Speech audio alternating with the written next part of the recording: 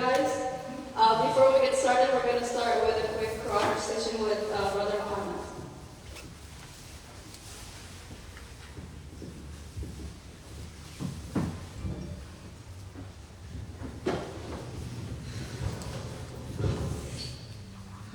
السلام عليكم ورحمة الله.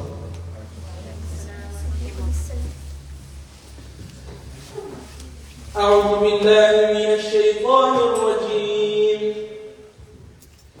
بسم الله الرحمن الرحيم.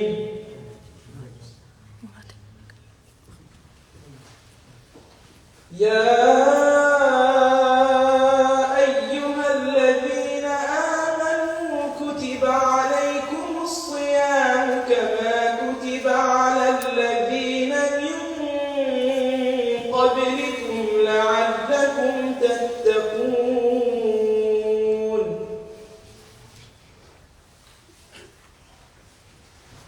أياما معدودات،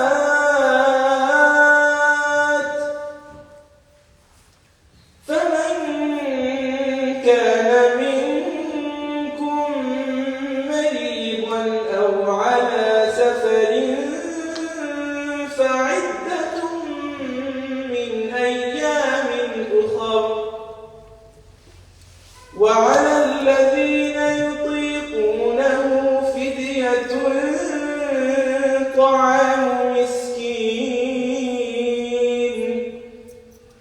فمن تطوع خيرا فهو خير له، وأن تصوموا خير لكم إن كنتم تعلمون. شهر رمضان الذي أنزل فيه القرآن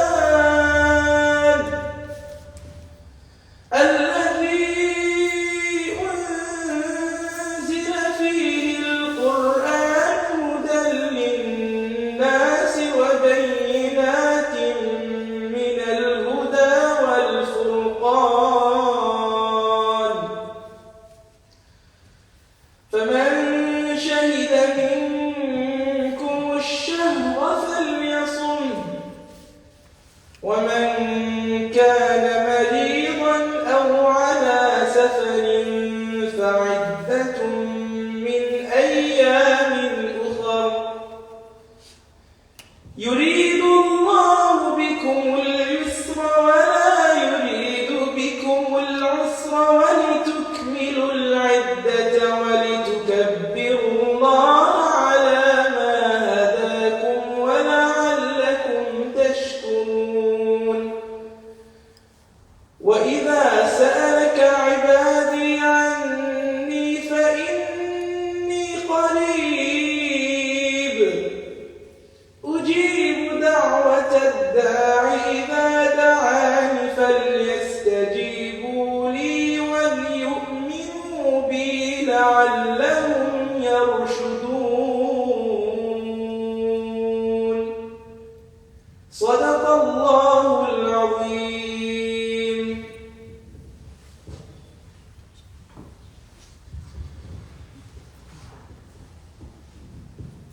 Jazakallah khair, Brother Mohammed.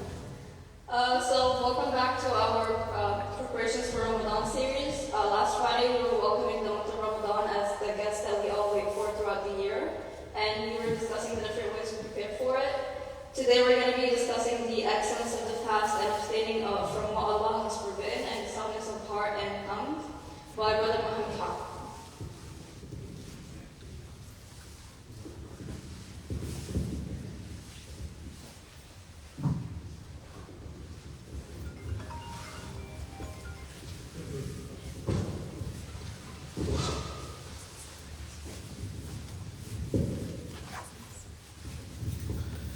أعوذ بالله من الشيطان الرجيم. بسم الله الرحمن الرحيم. الحمد لله رب العالمين، والصلاة والسلام على رسول الله وعلى آله وأصحابه أجمعين. سبحانك لا علم لنا إلا ما علمتنا إنك أنت العليم الحكيم. رب اشرح لي صدري ويسر لي أمري واحلل عقدة من لساني يفقهوا قولي. We begin in the name of Allah, most gracious, most merciful. Peace and blessings be upon our Messenger Muhammad sallallahu alayhi wa sallam. Peace and blessings be upon his family, upon his companions, upon all of us who are here, and all those who follow him until the end of time. Brothers and sisters, Assalamu alaikum wa rahmatullahi wa barakatuh. Did you hear anything? Assalamu alaikum wa rahmatullahi wa barakatuh. So, I believe there's a conference tomorrow about Ramadan. So today we'll just briefly talk about what is fasting and how do we achieve success within the month of Ramadan. Number one, Allah subhanahu wa ta'ala, He created everything and all people. Many wonder about the question of life. For instance, the million-dollar question, which is, why am I here? Or what is my purpose? Allah subhanahu wa ta'ala, He gave us a purpose, and He has answered this question in the Quran. Allah subhanahu wa ta'ala, He tells us, وَمَا خَلَقْتُ الْجِنَّ وَالْإِنسَ إِلَّا لِيَعْبُدُونِ, that I did not create the jinn. وَمَا خَلَقْتُ الْجِنَّ وَالْإِنسَ, I did not create the jinn or the human beings, the jinn and the human beings, except to worship me. So in Islam, our purpose of life is ibadah, it's worship. This is what drives us, ibadah. To do ibadah, there are many forms of worship. For example, praying 5 times a day, the salah that we make every single day, giving zakat, the obligatory, the one that's fard, and also giving sadaqah, fasting, of course, in the month of Ramadan, and also making hajj or making pilgrimage. This is part of ibadah. However, worshipping Allah subhanahu wa ta'ala is not just restricted to the 5 pillars. Anything that a Muslim does, a believer does, a Muslim is someone who submits to the will of God. Anything that a Muslim does with the right intention, there's a beautiful thing in Islam, in our deen, which is intention. And with the guidance, within the guidance of the Prophet sallallahu alayhi wa sallam, whenever you do something with the right intention, and it's with the guidance of the Prophet sallallahu alayhi wa sallam, Prophet Mohammed sallallahu alayhi wa sallam, it will be considered worship. So whatever you do for the sake of Allah, with the right intention, it will be considered ibadah. Can you imagine? If you abstain from doing something that is harmful, Allah subhanahu wa ta'ala is going to reward you. Allah subhanahu wa ta'ala is going to reward you for that. If you go to school, if you go to college, if you go to high school, so on and so forth, and you make the right intention that you're trying to improve yourself, you're trying to improve the society, you're trying to improve the ummah, Allah subhanahu wa ta'ala is going to reward you for going to school. Allah subhanahu wa ta'ala is going to reward you for doing the good deeds that you do every single day. Even if you're using the phone, right? Young people over there? Young girls, yes? Right? If you're here and you make the intention that I'm going to try to learn something, then you're going to benefit. But if you're here and your body is here and your mind is somewhere else, then maybe you'll get something, you'll get patches and stuff like that, which is fine. I'm not trying to put anybody in the spot. Right? So, with the right intention, Allah subhanahu wa ta'ala is going to reward you. So Allah has created us for ibadah, for worship. Today we're going to focus on one of the 5 pillars of Islam, which is fasting in the month of Ramadan. Now, I know that we know about Ramadan. This is something that is very common. We know about Ramadan, we know about fasting. There are many things that we know about Ramadan. But what is fasting and how do we achieve success within the month of Ramadan is the focus for today, inshallah. So, Muhammad recited some verses from the Quran, from Surah Al-Baqarah. In that page, it talks about Ramadan. So Ramadan is a blessed month, for sure. There's a lot of barakah in this month. There's a lot of reward in this month. There's mercy in this month. There's forgiveness in this month. Muslims from all around the world, they fast. Muslims from all around the world, they fast. One cannot eat, one cannot drink, or have any type of conjugal relations from dawn till sunset. This is the basic definition of fasting or siyam in Islam. So Allah subhanahu wa ta'ala, He tells us in the Quran, يَا أَيُّهَا الَّذِينَ آمَنُوا كُتِبَ عَلَيْكُمُ الصِّيَامِ. That, oh, you who believe. So whenever in the Quran you have verses like this, where Allah says, يَا أَيُّهَا الَّذِينَ آمَنُوا, it means that Allah is talking to you directly. God is calling to you directly. Put your name in this ayah. O Wali, or O Alamgir, or O so and so. Put yourself in that ayah. So Allah subhanahu wa ta'ala is talking to us directly. Meaning there's going to be some type of information that we need to pay attention to.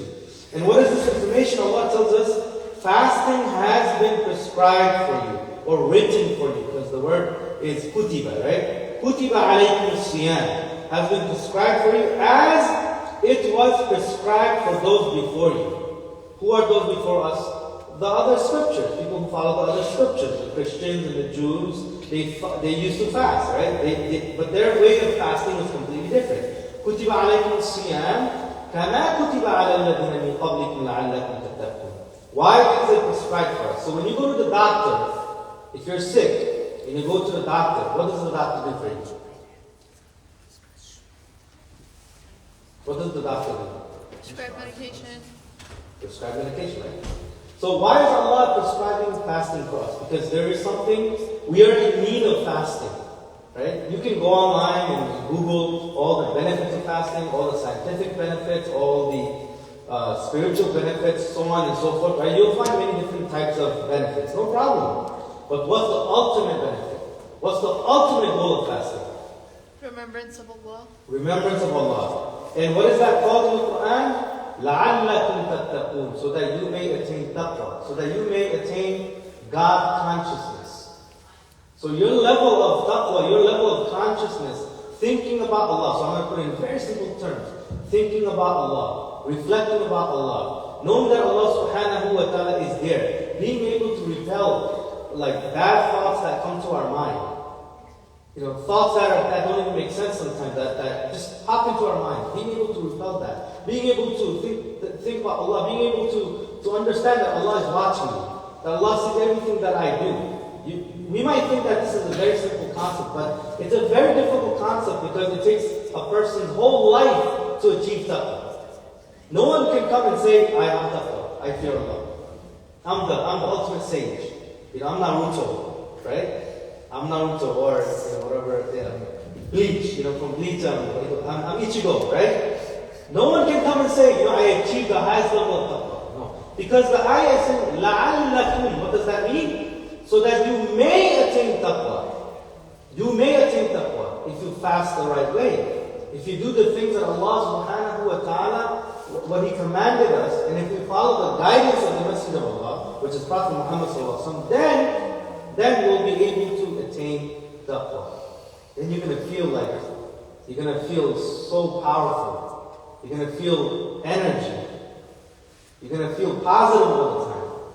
Right? That's what you're going to feel.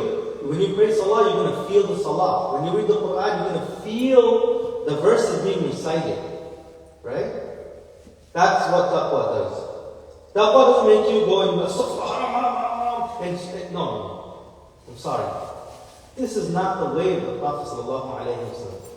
Taqwa is supposed to make you soft. Taqwa is supposed to make you humble. Because you're going to be questioned about everything on the Day of Judgment. So in the verse, Allah subhanahu wa ta'ala, He tells us that fasting was prescribed for those before us. Indeed, in the past, Christians and Jews, they fasted, but their way of fasting is different. I mentioned this already. But this verse indicates something also, which is in the early days of Mecca, when the Prophet ﷺ was preaching about Islam, calling others to Islam, fasting was also revealed. Fasting was also prescribed in Mecca, but not in a sense that we fast 30 days in Ramadan. That was in Medina. Fasting was revealed within 4 stages. It took 4 stages for us to get Ramadan. So gradually installing the fasting of Ramadan in Medina. So Allah subhanahu wa ta'ala, this is the beauty of the Quran. This is the beauty of Islam. Right? You don't just go and punish someone. I was going back and forth with this person somewhere, not to mention their name, but every time you talk about Islam, you talk about punishments. Every time you talk about Islam, you talk about all these different things related to criminal law and stuff like that. But it doesn't work that way. You don't just go and carry out a law because you feel like carrying it out, or someone committed a crime. It doesn't work that way in Islam. The Quran wasn't revealed in one shot. Allah subhanahu wa ta'ala did not give the Quran in one day. How long did it take for the Quran to be revealed? Does anybody know? Approximately 23 years. Right? Why did it take 23 years? What's the purpose of 23 years? Imagine 23 years? Why? What's the purpose of that? To make it come down in its most perfect form. Okay. There's a greater purpose, by the way. Yeah. It came down part by part when it was needed. Like Allah subhanahu wa ta'ala brought it down, for example, when society was confused on what to do. So He brought down the ayahs that explained what to do in that moment. Okay. For instance, yes, I'm sorry. To help people development, like stage by stage. Right. Don't just abolish something like immediately, but give them time to adjust. Yes. So if the Quran came down, if Allah revealed the verses about alcohol, like, alcohol is haram today, what's going to happen? The Sahaba, radiallahu anhum, I don't want to give that example because it's not a good example, but perhaps the people would not follow it. So Allah subhanahu wa ta'ala revealed verses about alcohol in 4 different verses. At the end, the last verse was that alcohol is haram. Right? So Allah subhanahu wa ta'ala, He knows our nature. Allah subhanahu wa ta'ala, He knows that we are human beings. And Allah subhanahu wa ta'ala, He wants easiness for us. In the same page about fasting in Surah Al-Baqarah, Allah says in the Quran, يُرِيدُ اللَّهُ بِكُمُ الْيُسْرَ وَلَا يُرِيدُ بِكُمُ الْعُسْرَ. Right? Allah intends to remove Allah intends easiness for you and to remove the difficulty for you. Right? To remove the difficulty. So that's very important. So fasting is prescribed for us so that we may attain taqwa. Right? We said that already. We said that taqwa is the ultimate goal. Now what is taqwa? Sometimes it's translated as fearing God. Rather, it is not just fearing God, but also becoming more aware about God and having consciousness of Him, but along with fear and hope. So sometimes we fear Allah, but we don't have hope in Allah. You must have hope in Allah subhanahu wa ta'ala. Fear and hope are like 2 wings on a bird. So if you have fear, then you're missing 1 wing, and the bird won't be able to fly. But if you have fear and hope, you have 2 wings, and the bird can fly.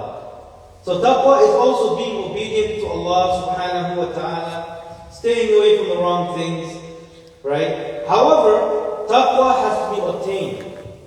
You don't just you can't just gain taqwa by doing nothing. You have to attain taqwa. So that's why Allah subhanahu wa ta'ala, He says that if you fast 29 to 30 days of Ramadan, and you stay away from cursing, and you stay away from doing bad things, then you're going to be able to feel taqwa. Now, how did the Prophet sallallahu alayhi wa sallam, how did he fast in the month of Ramadan? Does anybody know? How did he fast? Yes. Okay, we know that. That's a common thing. Don't give me some common thing. Give me some high level thinking here, you know? How did the Prophet sallallahu alayhi wa sallam fast? Yes, William. He had a productive day, and he made sure he did as many. How did he have a productive day? What did he do? He would wake up, pray tahajjud, pray fajr, go out to help the people, and give to the needy, and so on. So Okay. things like that. Yes. Yeah. Mashallah. He didn't get by fasting by taking naps to waste the time. He was awake and went through it and did everything he needed to do. Cool, mashallah. So Ibn al-Qayyim, rahimahullah, he mentioned that when Ramadan came, he's a famous scholar, the Prophet sallallahu alayhi wa sallam was engaged in many types of worship, different types of worship. So whenever Jibreel alayhi salatu wasalam visited him, he read the Quran. So the Prophet sallallahu alayhi wa sallam read the Quran to Jibreel alayhi salatu wasalam. He gave the most charity in Ramadan. He engaged in night prayer, as Walid and others said. And he was the most kind. Being the most kind in Ramadan is very difficult, by the way. When you don't have food in your stomach, it's very, very tough. It's very difficult. Is it not? Fasting is not easy. It's no joke. It's not easy at all. It's difficult. So when you don't have food in your stomach and people are irritating you, right? You're gonna bubble up and pop and get angry, right? But the Prophet ﷺ was very kind in the month of Ramadan. He was super duper kind, my daughter says. Duper, she had super duper kind. So the Prophet was very kind in the month of Ramadan. Right?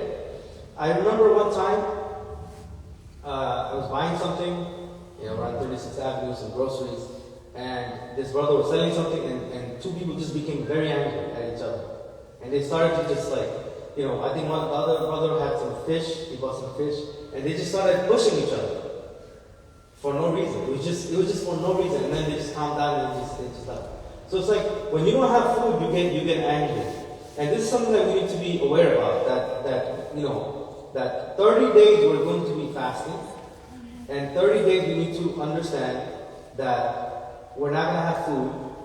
And we need to understand that we need to be kind as much as possible. And we need to prepare ourselves mentally for the month of Ramadan. When the Prophet ﷺ, when he prayed the night prayer, he used to pray in a certain way. And the Prophet ﷺ prayed, for a long periods of time, and his feet used to swell. And the Sahaba, the companions of the Prophet ﷺ, they used to ask him that, Ya Rasulullah, you pray for so long, and I'm paraphrasing, I'm not giving the exact wording. Your past and future sins are forgiven, but yet you pray for so long, and your feet get swollen. And the Prophet ﷺ said, أَفَلَا أَكُونُ عَبْدًا شَكُورًا. Shall I not be a grateful servant? Shall I not be a grateful servant? Shall I not show gratitude to Allah? So that's how the Prophet ﷺ showed gratitude. And there's a connection with Salah. Salah is very important. For those of us who are slacking in Salah, we need to fix our Salah. It's very important, because when you fix your Salah, Salah fixes everything else around you. Because Allah says in the Quran, إِنَّ الصَّلَاةَ تَنْهَى عَنِ الْفَحْشَاءِ وَالْمُنكَرِ. That the Salah saves you from all the indecencies and all the haram things. It saves you from that. And you're going to be feeling the Salah. And if you pray the Salah on time, and you pray extra prayers, then you're going to feel spiritually strong. You're going to be strong. And if somebody tries to come to you and tries to peer pressure you into doing something that's wrong, you're going to be able to fight the peer pressure. You're going to be able to repel it. You're going to be able to say, you know what, I'm sorry sister, I'm sorry brother, I can't take drugs. Right?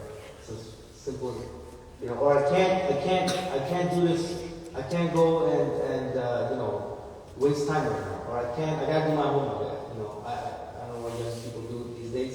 What do you guys do these days?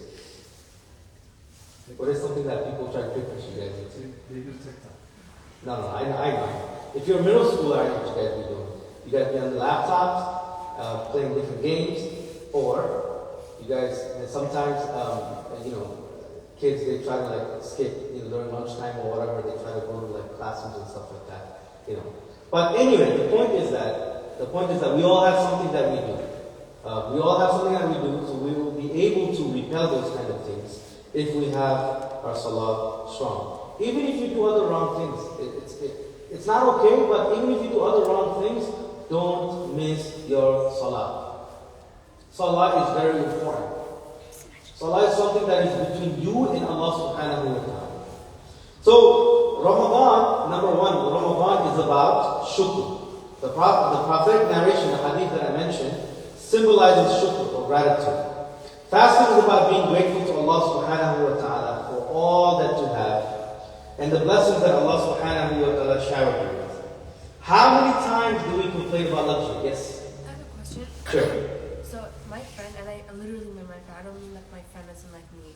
So she's struggling, right? And then she ended up getting a tattoo. And then but she's Muslim and stuff, and like now she's trying to get back into praying, but and like I like push her towards it, but she's saying that my prayers don't come because I have a tattoo, and like at the moment she can't afford to like take it off. So what should she do? She can pray salah. No She problem, inshallah. She could still pray. Yeah, she can pray salah. She can make wudu and pray salah.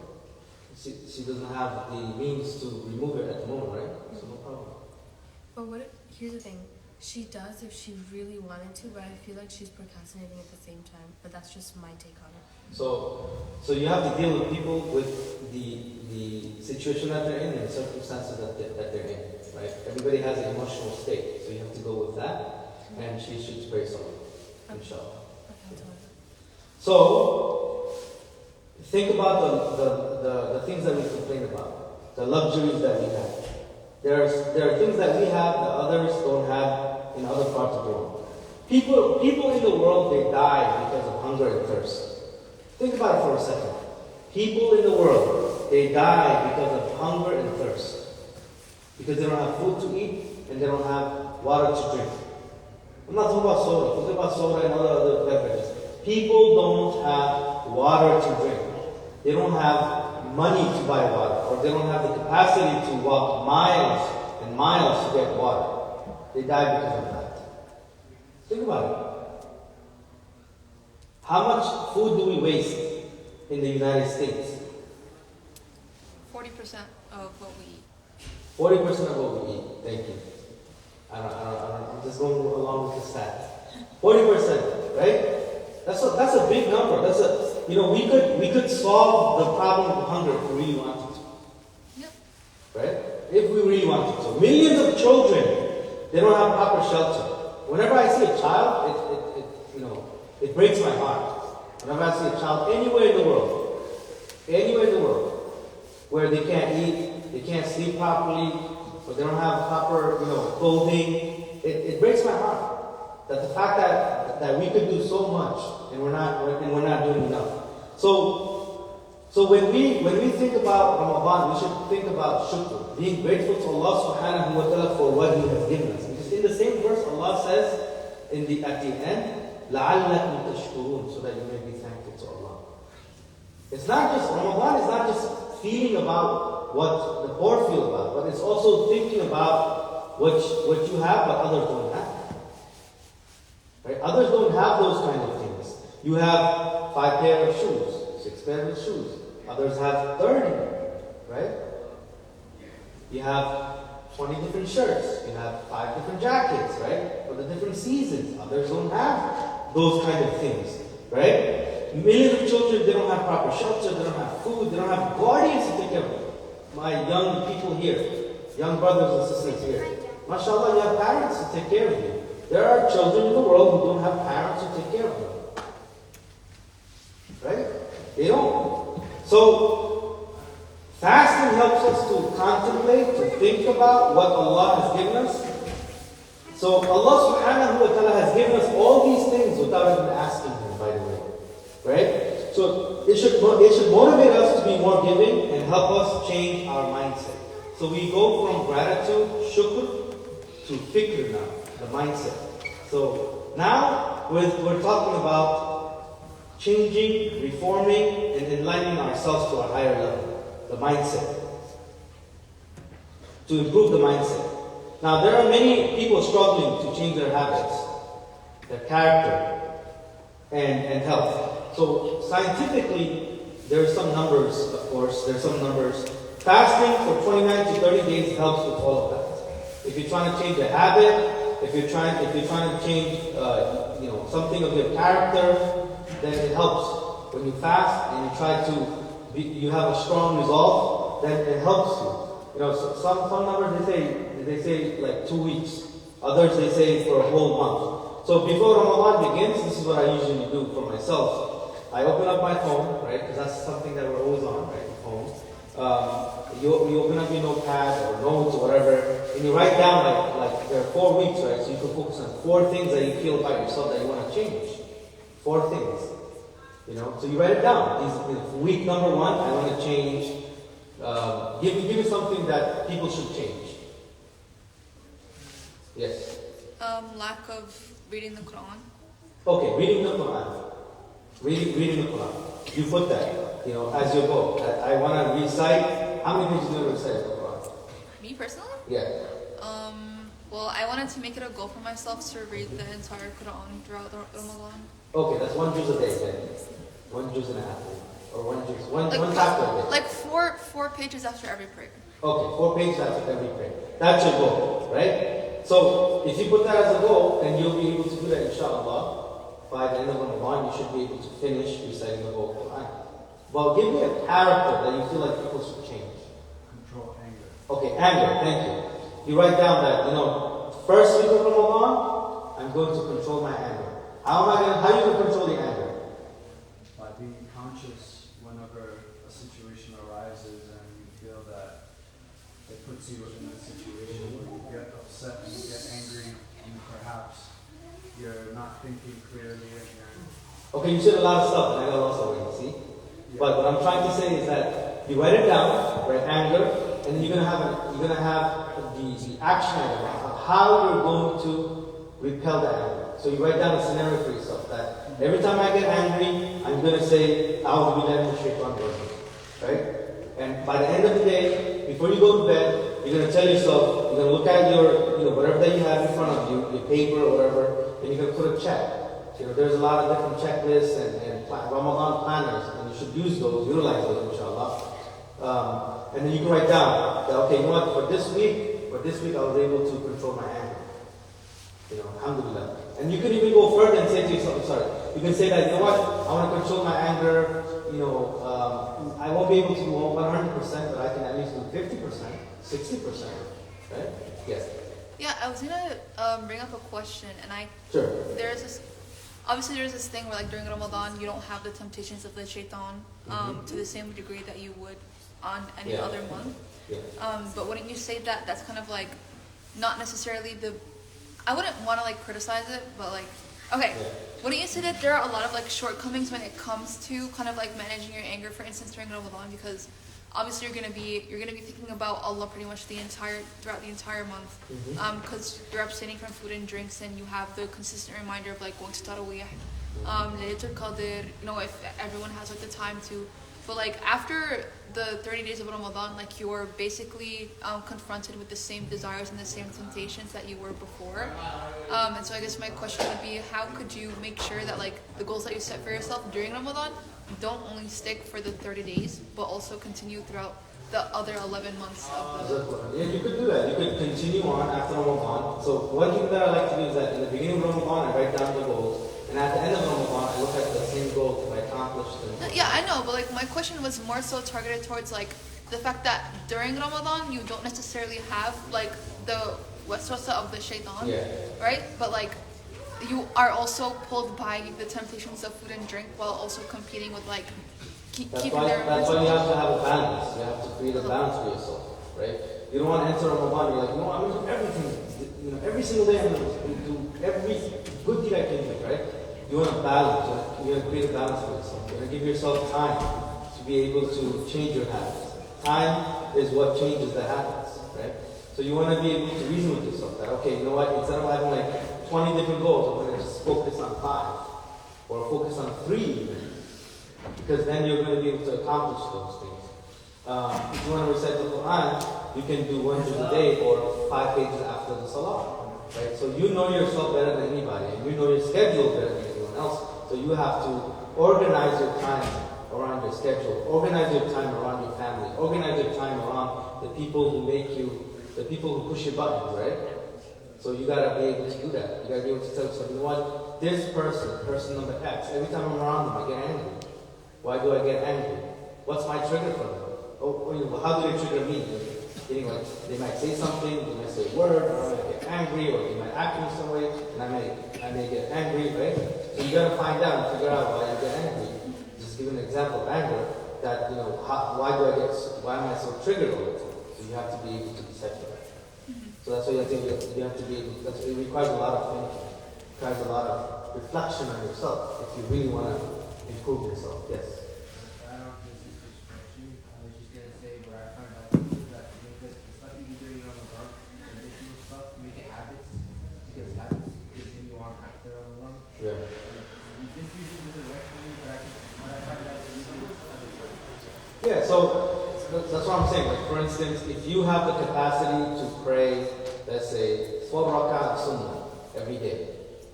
So you can tell yourself, you know what, after Dhuhr, I know that after Ramadan, I'm still going to have the same schedule with school and everything, and work and everything. So after Dhuhr, I'll pray 2 rak'ah, and after Isha, I'll pray 2 rak'ah. And I'll continue like that, even after Ramadan. You see? You won't be able to pray Tarawih every day after Ramadan, extra prayers. Maybe you can bring it down to twice a week. Twice a week. Monday night, you can start off 2 rak'ahs, and then Thursday night, you can start off with 2 rak'ahs, you see? And then you can increase with that. You can even tell yourself that, I'll just recite Surah Al-Fatiha in my salah only. I'm talking about nawafil prayers. So that you can continue with that habit, inshallah. Does that make sense? Yeah. Okay. So now we're talking about the mindset, right? So there are many narrations from the Prophet ﷺ that motivate us to leave bad habits. We all know that if you're fasting and you're cursing, your degree of reward is going to decrease. Okay, your degree of reward is going to decrease. You're fasting and you're harming others, your degree of reward is going to decrease. And you're fasting and you're backbiting, your degree of reward is going to decrease. You're fasting and you're lying, your degree of reward of fasting is going to decrease. Why am I using the word degree? Because Allah subhanahu wa ta'ala is going to give us the reward of fasting after we die. What's the reward?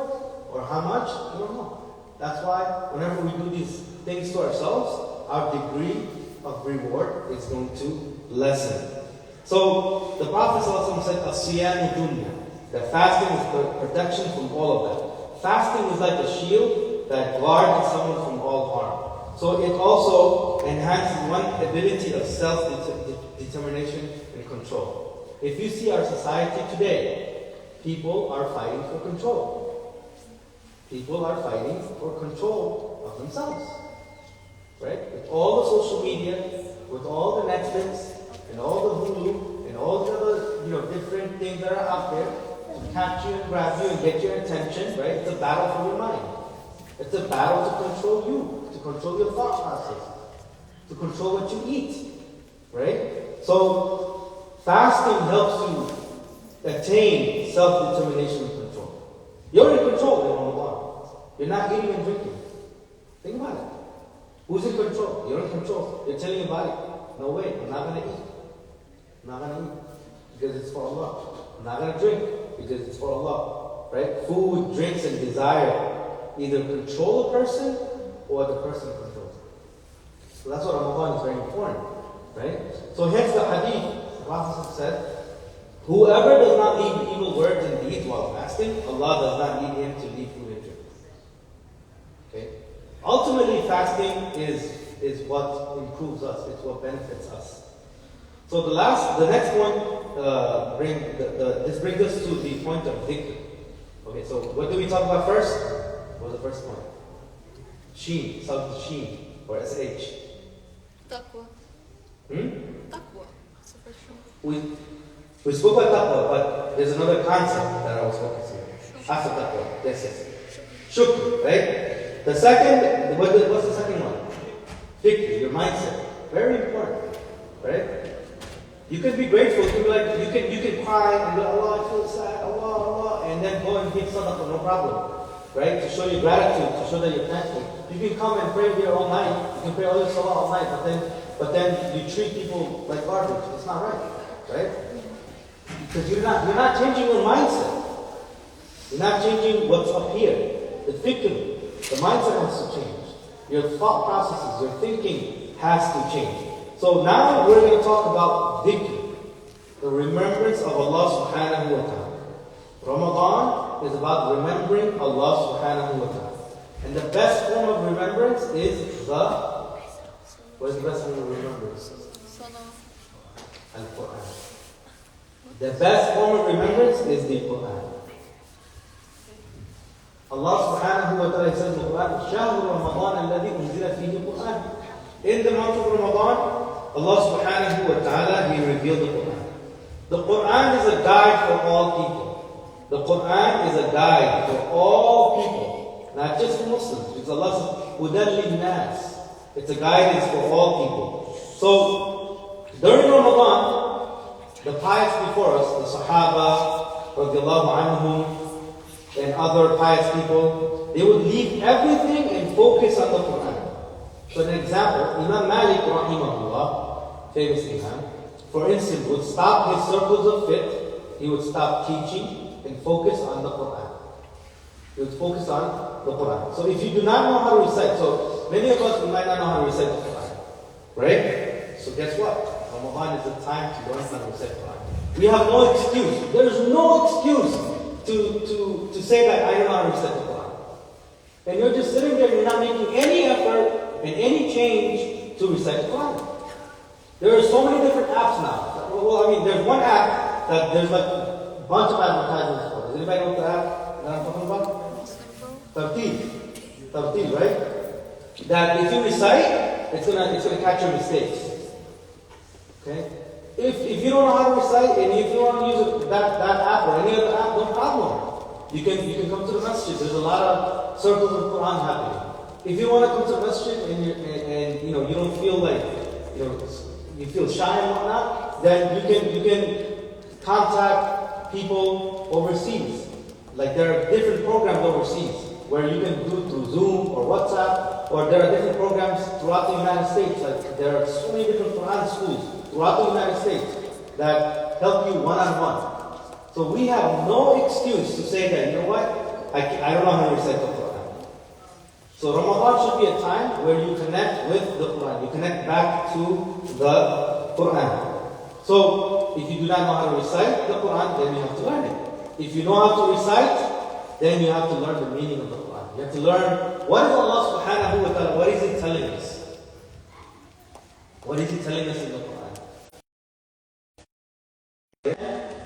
What does the Quran talk about? Right? These are a lot of questions that people have. I always get, like, a few months ago I was getting questions about, like, some random questions about, like, women, in terms of husband and wife, what's the role of the husband? Or what's the role of the wife, and so on and so forth. So they're like, in the Quran it says, الرِّجَالُ قَوَّامُونَ عَلَى النِّسَاءِ, the man, he's supposed to, control the woman or whatever and stuff like that. Or the man is he's the owner of the woman. And I'm like, where are you getting this, brother? Where are you getting this stuff from? Oh, qawwam, this is what it says. I'm like, do you know how many definitions there are of the word qawwam? Do you know? Do you know how many definitions there are? Oh, you could beat people up. I'm like, where are you getting this stuff from? He's like, from the Quran. I'm like, okay, but do you know what it says in the Quran? Do you know the word, the word that mentioned in that same ayah in Surah An-Nisa? Do you know the different classical commentaries on it? Do you know what the scholars have said about that word?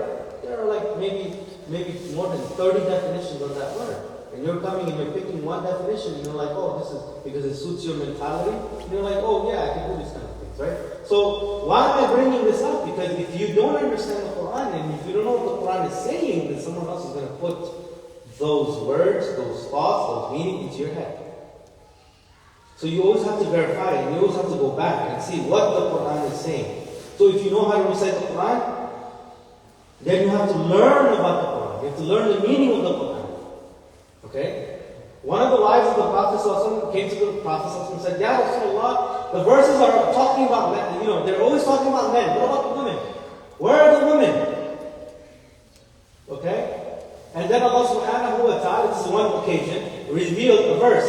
إِنَّ الْمُسْلِمِينَ وَالْمُسْلِمَاتِ وَالْمُؤْمِنِينَ وَالْمُؤْمِنَاتِ وَالْقَانِتِينَ وَالْقَانِتَاتِ وَالصَّادِقِينَ وَالصَّادِقَاتِ, and so on and so forth until the end of the verse. Okay? Addressing men and women together at the same time. Alright? So knowledge is power. If you know how to recite the Quran, then you should learn the meaning of the Quran. You should learn the meaning of the ayat that you're reciting. And that will help you connect with the Quran. The last thing that I want to focus on before Isha, inshallah. Any questions so far? Any questions? No? Yeah. Yeah. Yes. Oh, me? Oh, okay. I was gonna say, for someone who wants to revitalize their relationship with the Quran, what advice do you have for them? To reconnect with the Quran? Yeah. Meaning they know how to recite? Not necessarily that they don't know how to recite, just that like, okay, so I'm just gonna say, for me personally, so with like school and everything and whatnot, I haven't been able to like read the Quran as much as I would have liked to. So what advice do you have for a person who wants to like have how the do you, intention? how do you travel to school? I take the train. You can start with that. You can start with using your train time to recite the Quran. If you cannot recite the Quran, then try to listen to the Quran. Try to listen to it as much as you can, inshallah. If you're doing your homework or if you're studying, it doesn't. If you can focus with the Quran on, that's fine, inshallah. Just have the Quran on. Put bring the barakah into your life, the blessing into your life, inshallah. With the Quran. Yes, sister. Some advice for you, sisters, that also too, if you're going through something, like whether it's stressful day, that's the time to just open it. A lot of times, like Allah subhanahu wa ta'ala will send you something, like in the verses, that it'll kind of help you, and once you form that attachment, inshallah, you'll always turn back to it. Even if you don't want to recite it perfectly, inshallah, your heart will draw towards it, because it'll give you the answers, or, help you, inshallah. If you struggle with the Quran, Allah subhanahu wa ta'ala will reward you double. It's double the reward. And the Prophet said, every letter that you recite, you'll get rewarded for it. 10 rewards for every letter that you recite. So you'll get double the reward, inshallah. And you have to come up with a plan for yourself. That, when and where, like for example, you're traveling, you're using the train, you have maybe 30 minutes to 1 hour. You can either listen to the Quran or you can recite the Quran. And you can recite like half a page or a few lines, even if it's a few lines. And then you can read the translation. And then when you're coming back from school or work, you can do the same thing, inshallah. And you just need to come up with a time in your life where, put all the distractions away and just focus on yourself and with the Quran, inshallah. So, I want to focus on, the last thing that I want to focus on is what happens on the first night of Ramadan. Abu Hurairah radiallahu anhu narrated that the Prophet said, on the first night of Ramadan, the shayateen are shackled. The big shayateen, right? The shayateen that come and they try to intimidate us. The jinns are restrained. Okay, the big jinns, the big shayateen. The gates of hellfire are shut. And no gate among them would be open. So the hellfire would be closed. And Allah subhanahu wa ta'ala, فُتِحَتْ أَبْوَابُ الْجَنَّةِ, the gates of paradise would be open. Open such that no gate among them would be closed, meaning the gates of Jannah. And there's a caller, the angels they call. O seeker of good, come near. So of course you're not going to hear a voice in your ears, but you're going to feel motivation. You're going to feel strength to do good deeds. So in this hadith, the Prophet says that, O seeker of the good, come near. And O seeker of evil, stop. So every person in the first night of Ramadan thinks about that. That this is Ramadan, it's a blessed month, it's a sacred month. I have to make sure that I stop doing, evil and I try to change myself and I try to do good deeds. And then for there are those whom Allah subhanahu wa ta'ala frees from the fire, and that is every night. So every night Allah subhanahu wa ta'ala, He frees people in every night of Ramadan. And the rewards, we know this, rewards are multiplied, and Allah subhanahu wa ta'ala rewards those who fast, and the reward is with Allah subhanahu wa ta'ala. The last thing is, how do we receive Ramadan? So, don't be intimidated, and don't be stressed out, and don't overthink. Enter Ramadan with happiness. So be happy that it's Ramadan. Enter Ramadan with a sound heart. The night before, pray 2 rak'ahs if you want to. Repent to Allah subhanahu wa ta'ala. Ask Allah subhanahu wa ta'ala for help. Matter of fact, start now. Start fasting now. Start, creating a schedule for yourself. Start writing down the goals for yourself right now. So enter Ramadan with happiness, a sound heart, Be faithful, right? Renew your commitment with Allah. Be hopeful, okay? Allah said, the Prophet said, Iman wa ihtisaba, right? You have to have hope in Allah. Very important. Hope in Allah. Know that Allah subhanahu wa ta'ala is forgiving and merciful.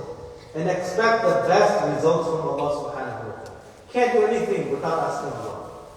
Can't do anything. You're going to fail without asking Allah. You won't be able to succeed without asking Allah.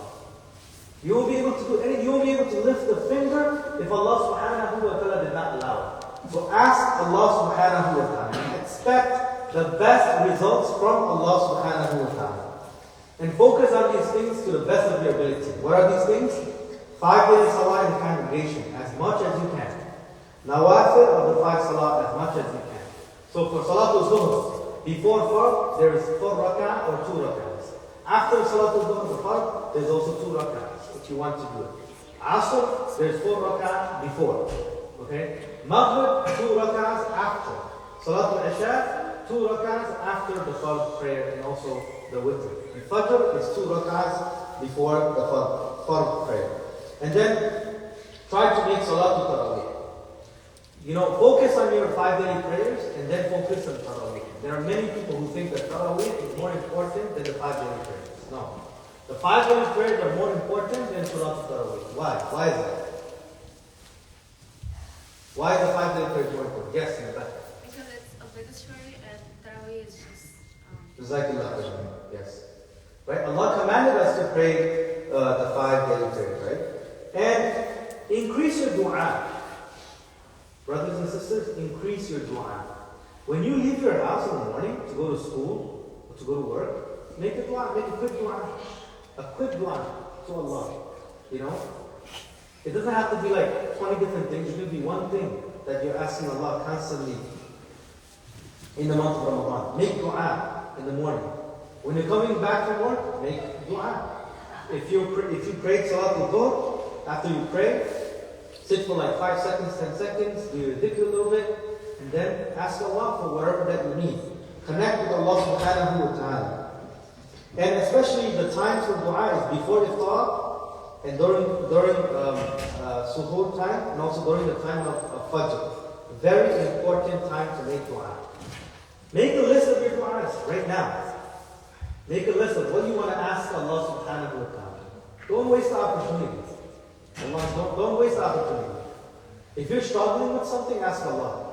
Keep asking Allah every single day. If you feel like your memory is not strong to memorize the Quran, ask Allah, Allah, please help me memorize the Quran. If you feel like, the words are not coming, you always get like tongue-tied or whatever, then keep asking Allah. Allah, make the Quran easy for me to recite. Keep asking Allah subhanahu wa ta'ala. Keep making dua.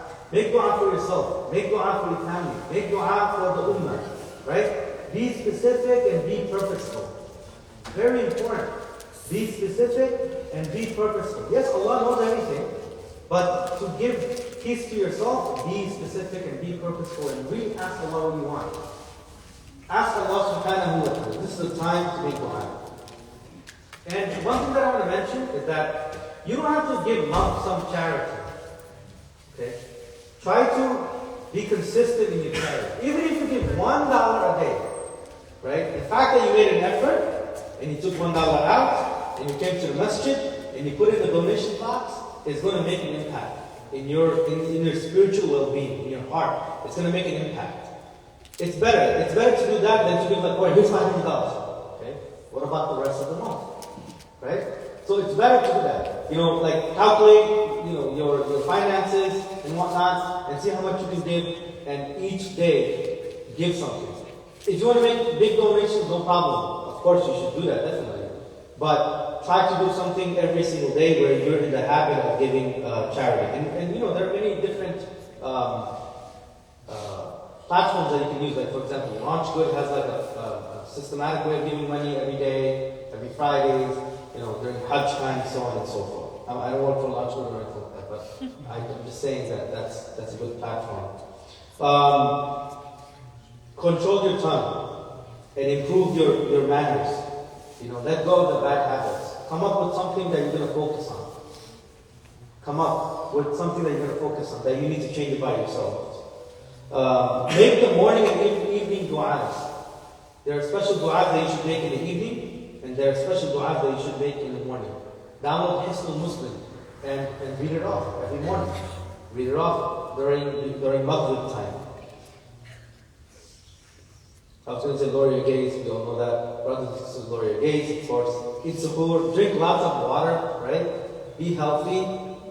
Okay, Ramadan is not for us to pick out. You know, it breaks my heart whenever I come to the masjid or somewhere and I see people going crazy with food and it's like a lot of food left over and it just goes to the garbage. We will be accountable for that. Allah will hold us accountable for that.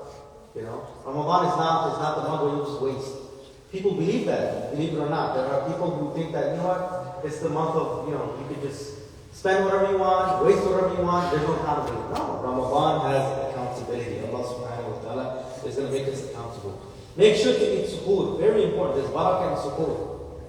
And plan out your meals. Plan out your meals. Don't just eat stuff that's going to make you tired throughout the day. Very, very important. Sleep in intervals. Sleep in intervals. Sleep is very important.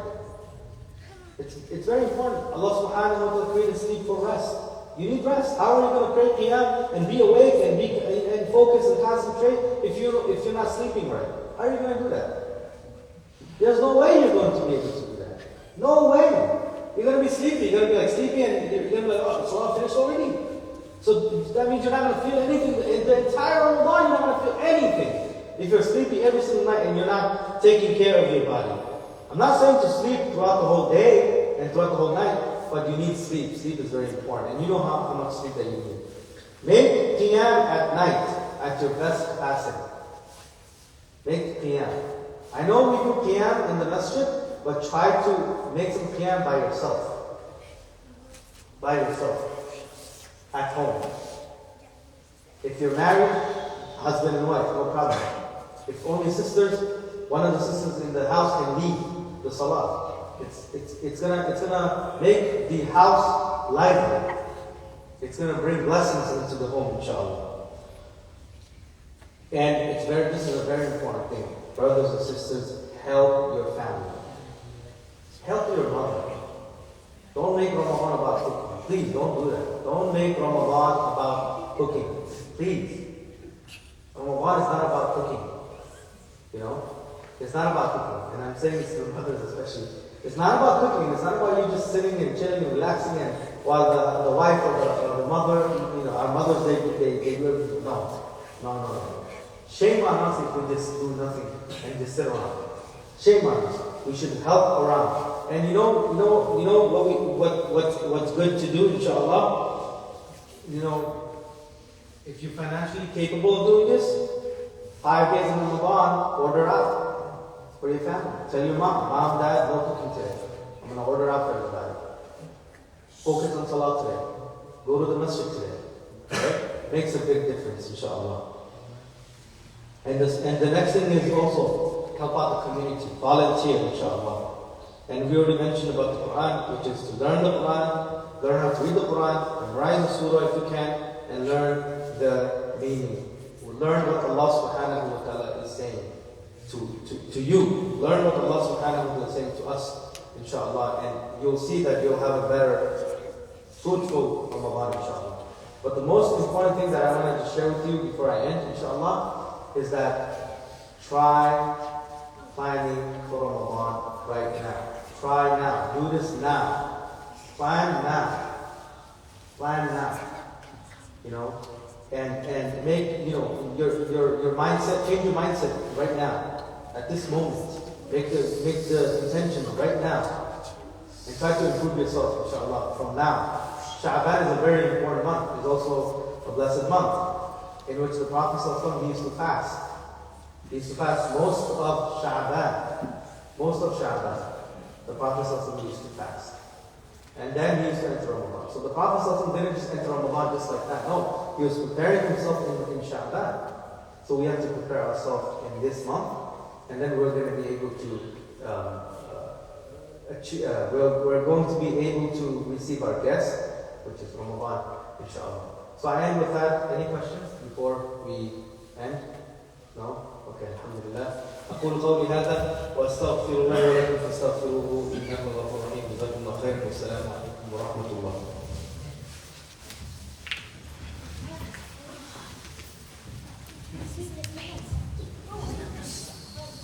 Jazakallah khair, brother Mohammed. Just a quick reminder, there's only 19 days left to Ramadan. Get your planning on and make sure you set your goals. If you haven't followed us on social media to keep updated on our future events, please do so on Mass Queens Official. Also, if you're not on our WhatsApp group chat, please let Sister Khadija know and she will add you on it. Also, there's no Halaqa activities today because you have to prepare for tomorrow's event. You're more than welcome to stay back to help us set up the rooms. But other than that, after Isha prayers, no one's allowed to be here. Thank you.